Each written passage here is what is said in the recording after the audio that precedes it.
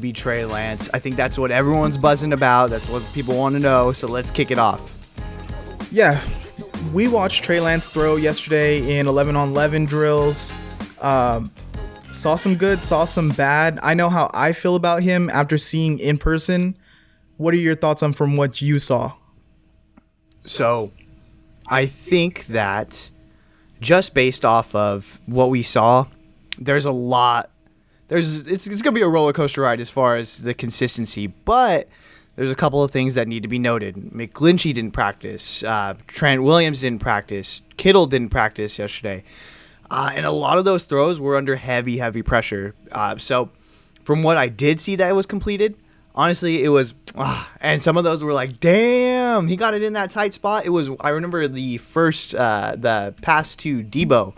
It was right over the defender, perfectly placed ball, and like that's what we want to see. But yeah, with a lot of pressure in his face, he had to even tuck it a few times and take off running. But I think to get deeper into it, I think there's nothing really to like. Yeah, there's a little bit to worry about, but I don't think it's going to get as deep as people are making it out to seem. I mean, it's practice for a reason. But what are your thoughts? Yeah, I'm definitely not worried about it. I think from what I saw right from the start, there was two like special throws that I saw from Trey Lance where he opened up with a throw to Debo, a deep post, and then he hit, I believe, Ayuk on another deep post. So I thought those were great. And then everything sort of fell apart. The D line was honestly all over him that day. And by the end of it, I did have his numbers at 3 for 11, an interception. So not the best numbers, but I think in this situation, it's hard to just look at those and say how that he was bad. There was two clear drops, hit the receivers right in the hands. Ray dropped one from him, and I believe Ayuk dropped one. Yeah, I'm pretty sure it was Ayuk. And then there was also two very bad overthrows. There was two corner routes to the same spot, and he overthrew Debo, and then he overthrew a tight end. So those were kind of concerning, but the rest of the balls, I'd say, were 50-50 balls. Receiver went up, DB went up, and just DB won out on most of those. So I'm not feeling too bad about it. And also it's hard to tell because we're not running the ball a lot, which we're going to do that in the game time. We're going to be running the ball like 30 to 40 times if you know Kyle. And that's really going to be what opens up Trey Lance's game in the passing department. So I'm not worried about it until I see in game time that he's not accurate and he's not making a certain completion percentage. And I think this is going to be one of those things where he's going to get up to speed pretty quickly. He's going up against Fred Warner, who's one of the best linebackers in the game. This D-line, as we all know, is just fucking nasty. And so to go against that in practice without some of your best guys on the offensive line, of course you're going to struggle a little bit. And I think, too, he doesn't have that much in-game experience. So these growing pains, like, I'd much rather them be on the practice field than against a top-tier opponent like the Chiefs or even the Broncos coming up. Their defense is always stacked. So, you hate to see it, but you'd love to see it, if anywhere, in practice. Yeah, and the thing that's, like, kind of frustrating me is how everyone's saying, oh, how bad he looks. But you're not looking at, like, the content of what he's doing. He's not throwing screens in these practices. He's not throwing quick slants. He's not dumping the ball off. He's looking downfield every play, and he's trying to get the hang of getting that deep ball going. And everything is deep posts, deep corners, and go routes. So when you do that, there's a higher chance of you missing on those, or it's still early in camp. He hasn't built this connection with all the guys yet, other than Ayuk. I mean, Debo barely got there, so I think it's a weird comparison. How people are saying like, oh, Jimmy should start now because Trey's inaccurate.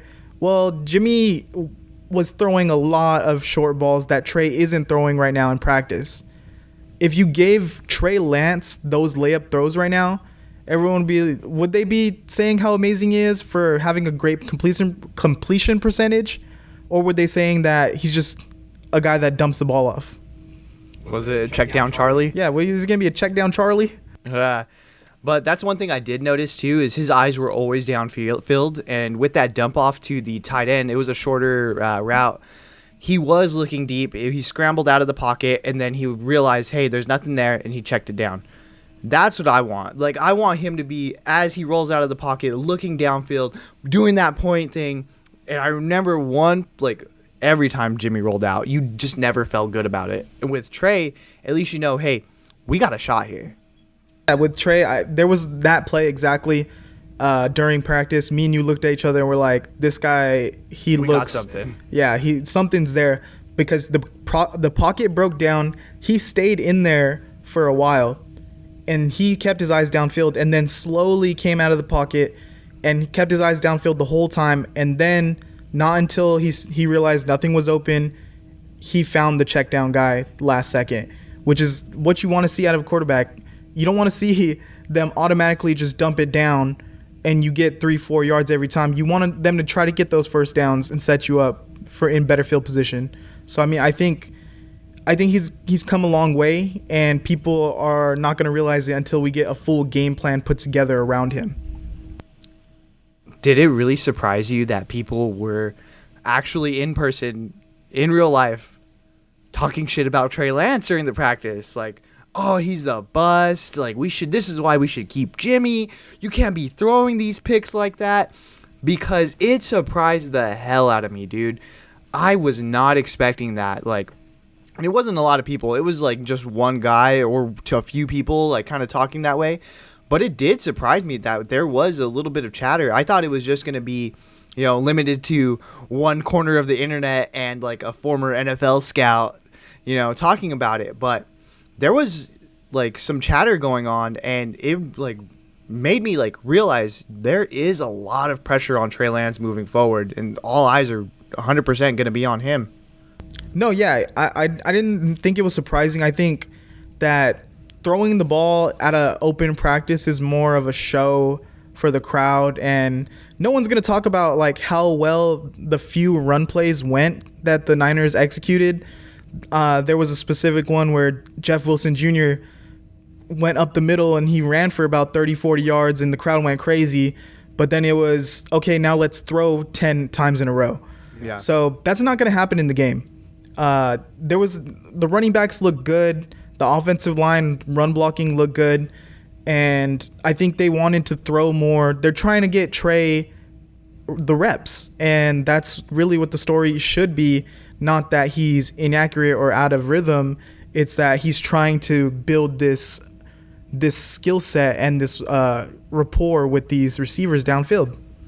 Yeah, too, and I think that the conversation should be shifted rather than just Trey Lance, because all three quarterbacks struggled. I think it should go to, like, the defense was fucking awesome. They're going to be lights out this year. I'm pumped after, like, just kind of seeing them live. But, yeah, I think it's a little unfair, or just eye-opening that, like, damn, like, there's going to be some pressure on him. Yeah, before we move on to the defense, yeah, it's a good point. The other quarterbacks also struggled too. Sudfeld, I mean, he's big.